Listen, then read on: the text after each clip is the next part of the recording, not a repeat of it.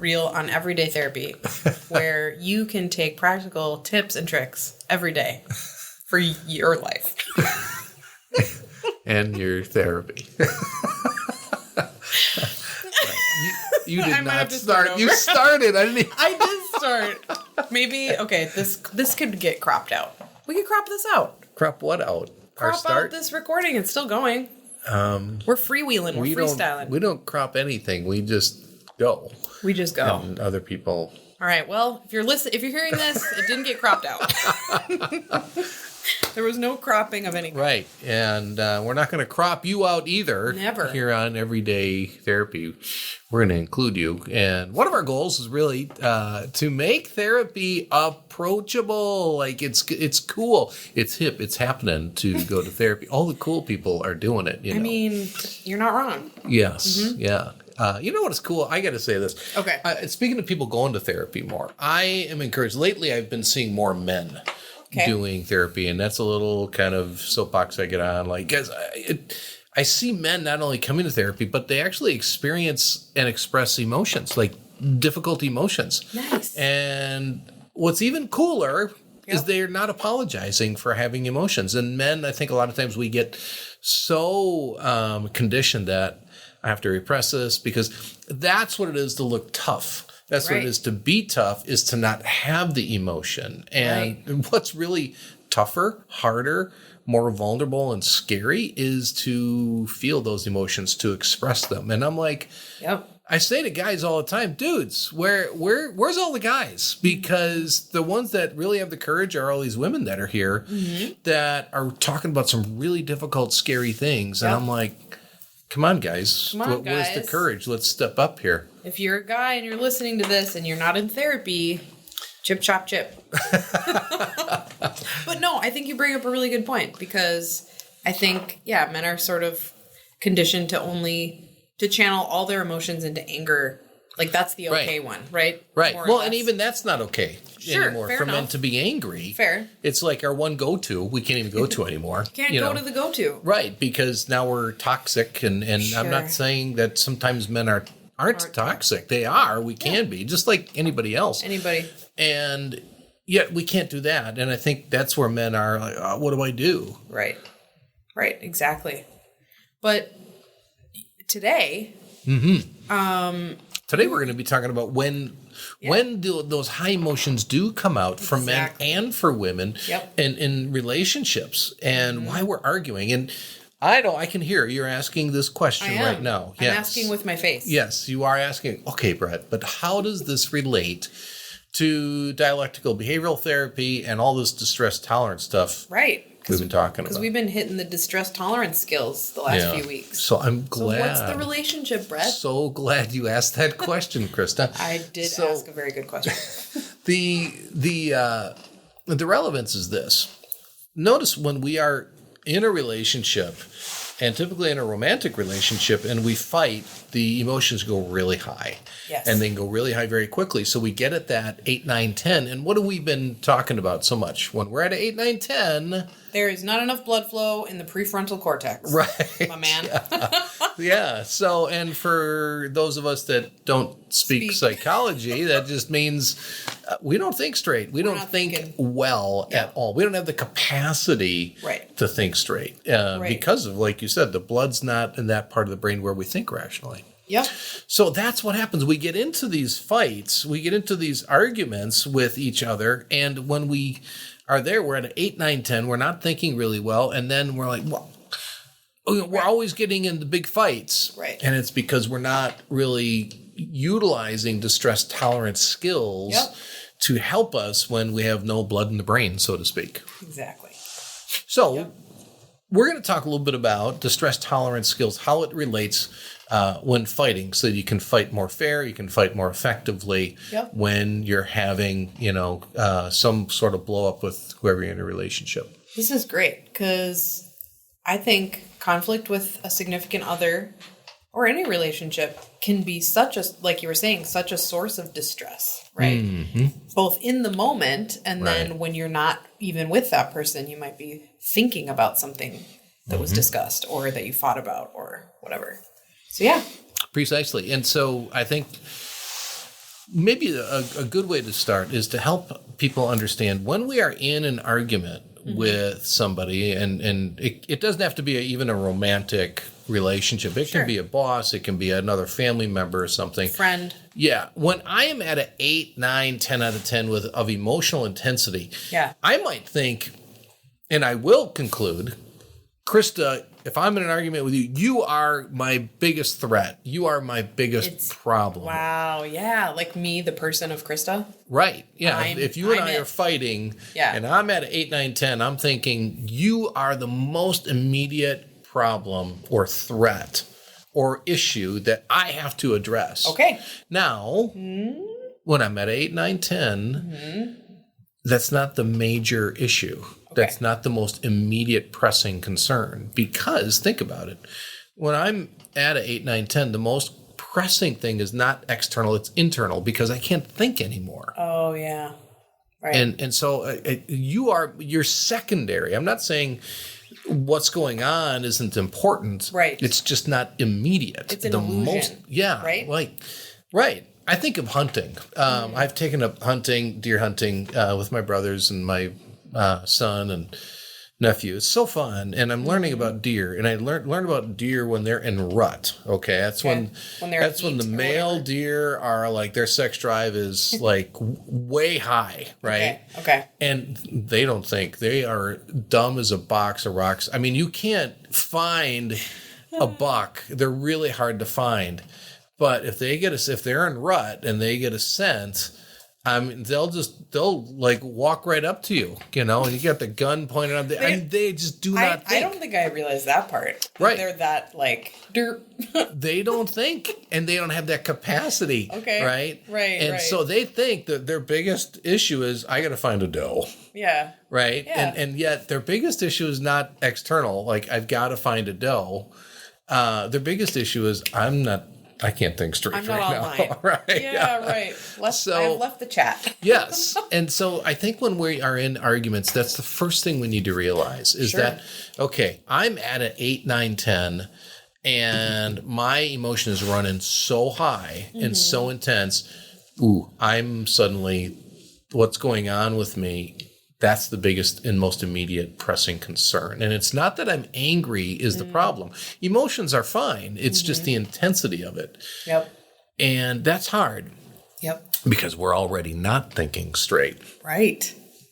And part of the way we don't think straight is we tend to underestimate and say, well, I'm really not at an 8, 9, 10. I've had couples I've been in therapy with, and I can tell, like, they're both pretty upset. And I'll ask one of them, I'll say, what do you think your emotional intensity is right now on a scale of 1 to 10? I'd say I'm about a 6, and I'd say, you're like, okay, yeah, I'm sure it feels like that. But we don't like to admit we're angry. Yeah, that's fair. And so we also underestimate then what's our emotional intensity. Right. So that's hard for us because we're not thinking straight to begin with when we're in these really intense emotions. And so we have to be really vigilant to that and say, wow, I'm vulnerable right now. And I'm vulnerable. This whole relationship is vulnerable right now because of the intensity of this emotion. So that's, I think, a good starting point. And that is. So what do we do when we're in a really big argument with somebody? We think, I need to get my point across. I need to win this argument. And no. I'm going to tell you what happens. What happens? People, when they're at the 8, you're saying when they're at the 8, 9, 10. Yeah. And okay. So usually that's when, in my experience, people say things that are hurtful. Yep. Right? Yep. They might bring up past events that are no longer relevant. They do the eye for an eye argument thing, like, well, you did this. Yes. You always there do it this, is. Right? You've done this the whole time, right? Sometimes they will, hopefully not become, physically violent, but maybe throw things or, walk out, flail their arms around, right? Well, and yeah, you're right. And I was watching you flail your arms. You talked about that. And that's very threatening to somebody else. You might not wish any harm or intend any harm, but the other person is seeing this, and that can be pretty threatening too. So I'm glad you flailed, because, really good point. Yep. I also really like how you mentioned the always and the nevers. Black and white thinking. Black and right? white. We always come back to that. Ugh. No, I just did it. We always come back to that. I caught myself. So we do though. And yeah, that's what when we are thinking at this 8, 9, 10 intensity level, we go into that dichotomous all or nothing, black or white, right or wrong. You're with me or you're against me, all or nothing mentality. And now that furthers my inability to think clearly, furthers my inability to manage that emotional intensity as well. So it's like putting, gasoline on a fire. And so we want to try to be mindful of that. It's hard. And I think when a good time to talk about this with somebody is before you get into a big fight and sort of say, hey, we tend to go 8, 9, 10 and we get there really quickly. And we need to be able to sort of stop that. So if I give you kind of like the timeout sign, hand signal, or or the stop, like hold on, then we both have to really stop. Like take a break, right? Take a break. And it's like crucial. That's the most important thing. And it's so counterintuitive because we want to keep going. We want to fight sometimes. And we need to remember that. And then also we need to recognize, but also respect that boundary. Like, okay, we agreed when we say timeout or stop, this is the time we absolutely have to stop. And that means you stop. You don't get one last word in and then stop. Right. You stop. And so what I tell clients is you terminate. Okay. That's the key word. Yes. Terminate. Okay. Terminate. Yeah. And I had a couple I was just working with. We were going through this and they recognized right away, like, holy cow, we're getting up there. And I think it was her. And she said, well, terminate, and then they stopped right away. Nice. And what was cool about that is they're actually breaking their pattern too. Now, for us as systems-oriented therapists, we like that. We want to see patterns of behavior. And so they recognize this pattern that they tended to get escalated and intense. And terminate. They broke the pattern and they broke the system. And so now they're starting to build a new way. But I thought it was really cool. That's a good starting point is, all right, terminate. Right. We got to, stop. And that takes a level of self-awareness to know when it's time to terminate, right? Yeah. Because you have to, like you said, you have to know when you're at an 8, 9, 10 and get really honest with yourself. Like, I am too upset right now to have a good, reasonable conversation, right? Yeah, it's funny because I asked them. Okay. Like, all right, so how did you know? And they both said we could feel it. Okay. We could feel it in our gut. We could feel it in our chest. And so we talked about where was your body telling you it's time to terminate. And so it helped them get in touch with that. Good. So I think first, if we're going to do this distress tolerance thing as it applies into relationships and fighting, we terminate. Terminate. Okay. Terminate. Now we terminate and then we need to isolate. Okay. So why do we do that? Kind of convenient that they rhyme. I did my best. Okay. Yeah. But why would we isolate? Yeah. Why is that important? Well, I can think of a couple things. So terminate, you might still be in the same room and then temptation's high to keep chipping at each other. It's hard to terminate if you're not going to isolate, right? So taking time to go into another room, you each do a separate activity, do some calming, relaxing, self-soothing, right? Nice. Using some skills in there. Very nice. So that you can get back into your reasonable mind. Very good. Very good. Yeah. Or at least, or maybe wise mind. Right. Yeah. Right. So we do isolate because if I look at this person, I can get triggered right away. Ooh, they're thinking this, or they gave me that glare, or and suddenly our mind is right back in ruminating and thinking, and suddenly we're right back in it. Yep. We need to redirect our attention. So you're right. That's why we isolate. So we terminate. Then we need to isolate. Yep. And now that can feel like avoidance. Yeah. Can feel like avoidance. It can feel like, oh, you're giving me the silent treatment. Stonewalling, if you will. Stonewalling. I've had couples say too, like, well, I don't want to take a break. I don't want to isolate because so-and-so, my partner never seems to want to come back to it. Right? Yes. So how do you address that with couples? Well, you're already like 2 steps ahead of me. Because you already started to talk about the next word that sort of rhymes with isolate, and that's meditate. Okay. I don't know if they rhyme, but they get the same ending. Close enough. But yeah, so we do meditate. So we terminate, we isolate, then we meditate. And we meditate like that's using skills, all these distress tolerance skills we've been talking about to try to get ourselves from acting out impulsively. Sure. And so that's when I go grab something cold. That's when I hold on to that. That's when I do that deep breathing kind of thing. Or we talked about using ways to soothe with our senses. So I look at something pleasant for a while. I listen to something that sort of calms me down. I smell and taste and I feel things that ground me and get me down from 8, 9, 10. Doesn't mean I got to be at like a 2, but as long as if I'm at a 6, I'm okay. That's a good clarification. I was just going to ask, like, how much lower down on the scale are you shooting for? And you're saying you don't have to get to a 0, 1, 2. Not realistic. Not realistic. You could potentially resume your conversation at a 6. Right. Because your brain is back online. Your visible part of your brain. Okay. Back online. Good to know. So that's when we're talking about meditate. That's what we want to do. We want to meditate and think about all these distress tolerance skills that we've been talking about that we can use. And sometimes, like, I pray, I need to pray just to make it today and just to make it through the argument sometimes, a lot of times. Yeah.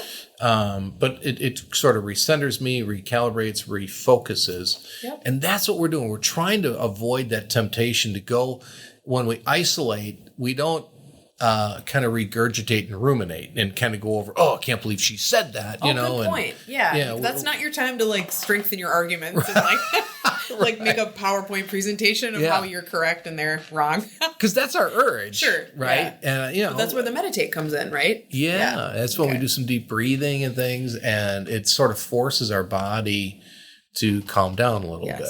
And, but I'm glad we kind of highlighted how that's sort of counterintuitive for us. It really goes against our urge in that moment. Yeah. And if it's a discipline, we're able to do this. Now it comes back to what you were just saying. Right. Now we recommunicate. Sure. And so we terminate, we isolate, we meditate, then we come back together, and now we're going to recommunicate. And so I think a number of advantages that from all of this. One, when we terminate and we isolate, we're showing people, I'm going to respect your boundary. See, that's huge. Yeah. Because how many times, again, the stories you hear from couples, and I've been in this situation too, where one person needs a break and the other one just won't, they don't want to. And it could be anxiety, it could be that high emotion, but they're like, no, we need to hash this out now. So anyway. Or that parting jab.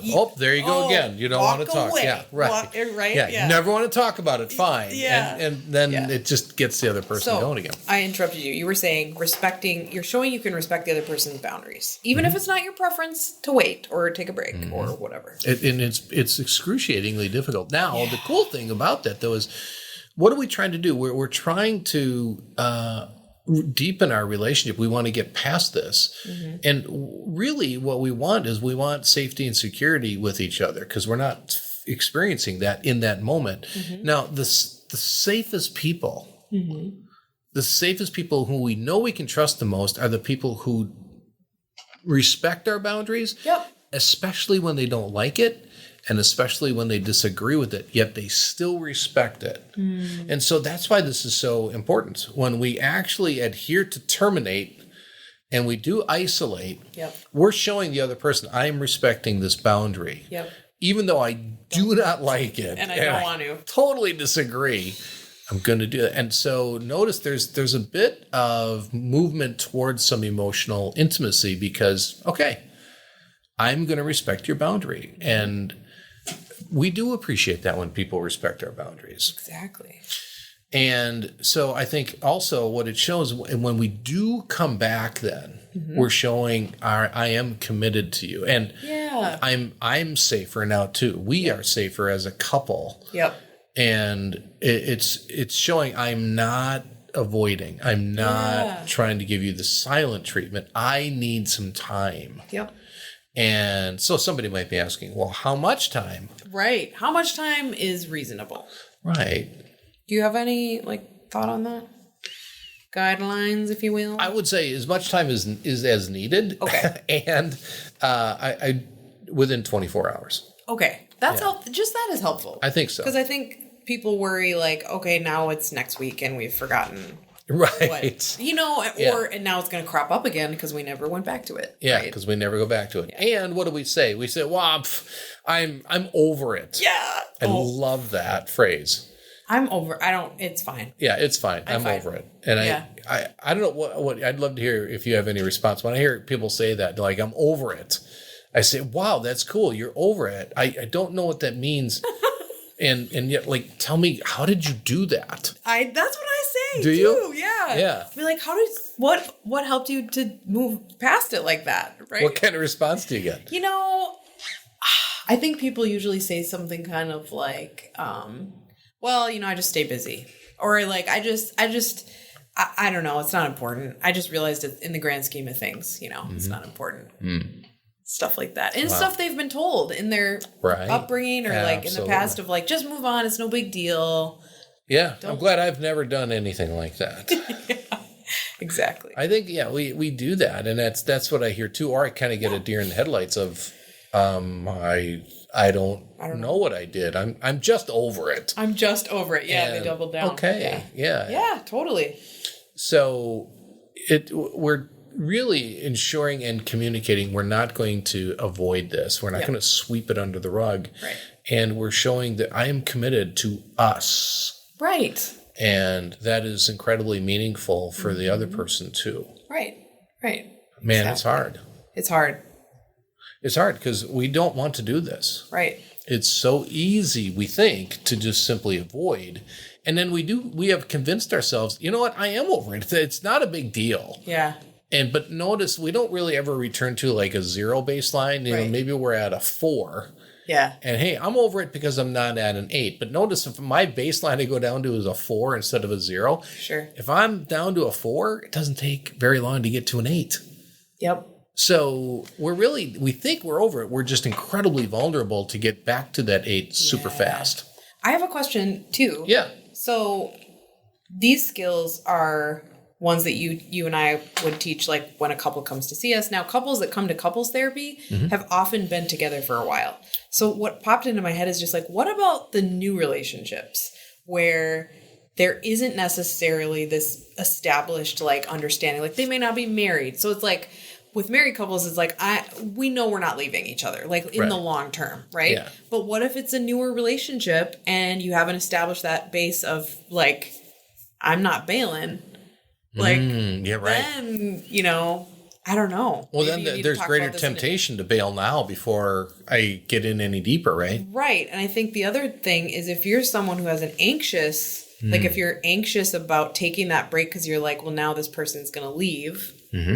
Then it's probably even harder to bring your distress down because you're you're not only upset about the conversation or the argument, but then you're if we take a break, this person's basically abandoning me.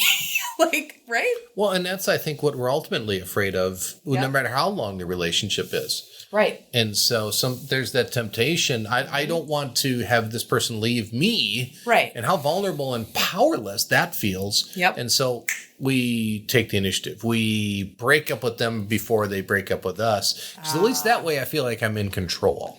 True. That's a classic move. The irony is both people are feeling this fear of abandonment. Exactly. Yep. And so what I try to do is help couples talk about that. When you come back and you recommunicate, let's acknowledge we actually have far more in common than we realize. You know what? We both do love each other. We both are really ticked off at each other. Right. And we're afraid. and just talk about that and realize there's some common ground here, and notice that has a connection, a point for you that you can begin. Right. And it's funny when I see couples begin to argue and fight, they move from what they really want, and they move away from their greatest fear of abandonment onto trying to prove their points. And I'll say, what does this have to do with the fact that you're afraid that your partner's going to leave you? Oh, good one. Because it's like, this is not relevant, right? Or what? Yeah, say that again. Well, really we quickly get sucked into whatever we're fighting about. And being right. And being right. Okay. And I'm going to show you. And I'll say, well, wait a second. The real issue is that you love each other and you're afraid and you feel vulnerable. Wow. So how does going back to this help you towards alleviating this fear? Yeah. But it's hard because if you don't interrupt it too quickly, they're up at 8, 9, 10, and it's hard to try to rationalize that. For sure. No, right. You have to get to what's underneath, which is that fear, right? Right. And the vulnerability. Right. And so notice again, it is that intensity of emotion that sort of takes over and hijacks everything. And we lose sight of the fact that we really do love each other. We really are hurt by the other, and we're afraid of losing the other or being rejected by the other. Yep. And we're not talking about that. That's emotional intimacy. That's the real issue. Yep. And when we can get beyond that emotional intensity, use some skills after we've terminated and isolated. Now we're into that meditative state, and we're coming back down. Yep. And we're realizing, I'm still really ticked off, and we got to talk about this. Yeah. To me, one of the coolest. Yeah. Go ahead. Okay. One of the coolest things I think about being in a long-term relationship is when I've seen couples who can get to a point where they both know they're still mad, and that's okay. You know what I mean? Oh, yeah. Like, they're not actively fighting about something, but they're able to each identify, like, this isn't resolved, I'm still upset, and let's coexist. Well, I love what you're saying. Right? And knowing we can come back and hash it out, but we're just not going to do that right now. Right? And notice when we're doing that, we've resolved our biggest threat of the dichotomous all or nothing thinking. Exactly. It's a both and, that dialect of I can be totally ticked off, I can be hurt, and I can love you. Still love you. At the same time. And I think it's really healthy in a relationship when you can say to your partner, I am so ticked off at you. And I love you, and I'd never leave you. Oh, and don't forget, I'm really ticked off. And don't forget, this ain't over. Right, this ain't over. But I think what that does is just this. You can laugh a little bit then too. Right, there's some levity. Right. Yeah. And what does levity do? It expends and gets some of that energy out. Exactly. And normalizes it a bit. And so we're concluding this. I don't know if you've seen this. I do want to speak to, everybody. I was going to say just men again, but I think this definitely applies to all women. Yep. What I see is, and I see this most often, it's not exclusively men, but I see it a lot with men. And maybe it's because we're conditioned this way, but we're afraid, I think, to tell our partners what we really think or what we really feel or what we really need. And so I find, and it seems more often than not with men, I could be totally wrong, that they're afraid of telling their partner this. And so then they suppress it. And they feel like they're in this double bind. I can't say anything because she's going to be mad at me. Right. And so I suppress this, and I can't tell her that I really wish this, or I need that. And sometimes we don't even know what we need or want, but we far less able to talk about it. Right. And then what I see men do is they find ways to satisfy that need outside of their marriage relationship. Yep. And it doesn't mean they don't love their partner. They absolutely love their partner. They would walk through hell in gas-soaked underwear for their partner. And it sorry, that took you a moment to. I was so into like. It's so true. And it's so profoundly hurtful. And what I think is it's so tragic because more often than not, I find couples that they really have been hurt by each other in significant ways. And the door swings both ways. And they really do love each other. And what's so tragic for me is that they end it. And they end up losing sight of the fact that we really do love each other. We're just so hurt. Yep. And it's all or nothing. These two can't exist. They can. They can. And they can actually catapult a couple into a new kind of relationship that's deeper. Right. That's not characterized by these high levels of intense emotion, but we use this terminate, isolate, meditate, recommunicate to get at some of the real issues that are going on instead of all these issues that come out when we're really, really stressed. Exactly. Well, I say we did a great everyday therapy. I think we should terminate. And isolate? Well, I don't know about that. Let's terminate and let's come back and see what happens from there. All right. We'll see you on the next one, everyone. Thank you as always for listening, and please be sure to leave us a review. While this podcast can't be a replacement for therapy, we hope you enjoyed our discussion today and join us again next time. Nystrom & Associates is always available to those who are struggling. If you find yourself in need of support and help, please check us out at nystromcounseling.com.